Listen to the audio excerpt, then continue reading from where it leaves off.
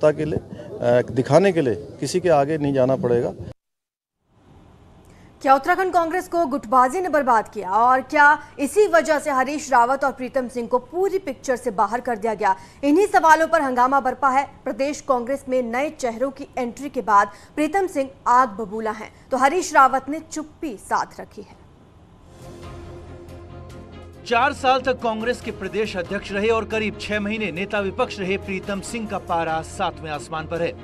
प्रीतम सिंह का कहना है कि महामंत्री संगठन केसी वेणुगोपाल और प्रभारी देवेंद्र यादव के साथ उत्तराखंड के कुछ नेताओं ने सोनिया गांधी और राहुल गांधी को ये बताया कि उन्होंने यानी कि प्रीतम सिंह ने चुनाव हराने का काम किया।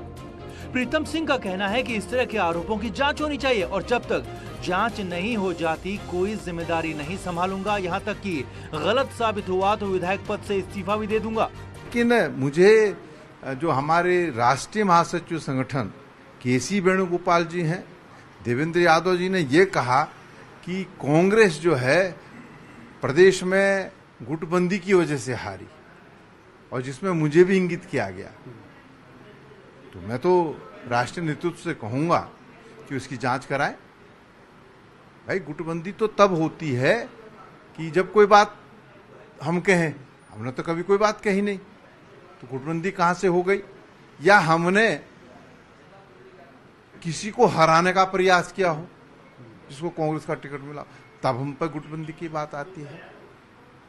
तो भाई अगर ये बात सत्य साबित हो जाती है, जो बात केसी वेणुगोपाल जी ने और देवेंद्र यादव ने कही है, तो फिर तो मुझे विधायक रहने का भी कोई अधिकार नहीं है। मतलब आपका ये कहना कि सीधे अगर आप पे आरोप लगाया जा रहा है कि प्रीतम सिंह ने लोगों को हराया या प्रीतम सिंह ने पार्टी को बर्बाद किया, तो फिर नहीं, अगर गुटबंदी हमने किया नहीं तो आपको ये बात कैसे पता लगी कि दोनों ने? मैं तो कह रहा हूँ केसी वेणुगोपाल ने मुझे कही और क्या नाम देवेंद्र यादव ने कही, तो जब कही है तो मैं तो चाहूंगा जांचो। और अगर ये बात सच साबित होगी कि मैंने गुटबंदी की, मैंने कोई सार्वजनिक रूप से कोई बयान दिया हो, तो भाई मैं तो यहां तक तैयार हूं कि मैं विधायकी से त्याग पत्र दे दूं।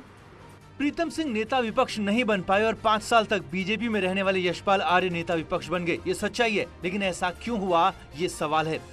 कार्यकारी अध्यक्ष रणजीत रावत प्रीतम सिंह को नेता विपक्ष का सही दावेदार मानते हैं। पूर्व अध्यक्ष गणेश गोदियाल सीधे कुछ कहना नहीं चाहते और हरीश रावत ने तो पूरे मामले में कुछ भी बोलने से साफ मना कर दिया।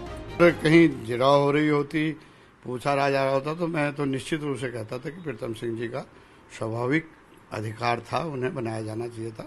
लेकिन अब पार्टी का निर्णय आ गया तो सिरोधार्य। मौसम मालूम है आपको? चलिए, सरकार की जो भी बातें हैं हम लोगों को मिल बैठकर अपने मंच पर अपने परिवार के अंदर इसका निराकरण करना चाहिए। प्रीतम सिंह जी ने अगर कोई बात कही है तो उस बात की गंभीरता निश्चित रूप में होगी कि भाई जब उन्होंने कहा है तो कोई बात होगी, लेकिन उन्होंने क्या कहा वो आप ही के मुंह से मुझे पता चल रहा है कि उन्होंने ऐसा कहा, मेरी जानकारी में। उत्तराखंड कांग्रेस में गुटबाजी और झगड़े बीते कुछ सालों में आम रहे हैं और पार्टी 2022 का विधानसभा चुनाव हार गई। पर क्या वाकई गुटबाजी हुई? बड़े नेताओं ने क्या पार्टी नेताओं को ही हराने का काम किया और क्या उसी की सजा हरीश रावत और प्रीतम सिंह को मिली? इन्हीं सवालों पर हरीश रावत फिलहाल चुप हैं और प्रीतम सिंह जांच के बाद विधायक का पद छोड़ने तक का ऐलान कर चुके हैं। दीपांकर भट्ट, न्यूज़ 18, देहरादून। राजनीति के बारे में अक्सर ये कहा जाता है कि राजनीति में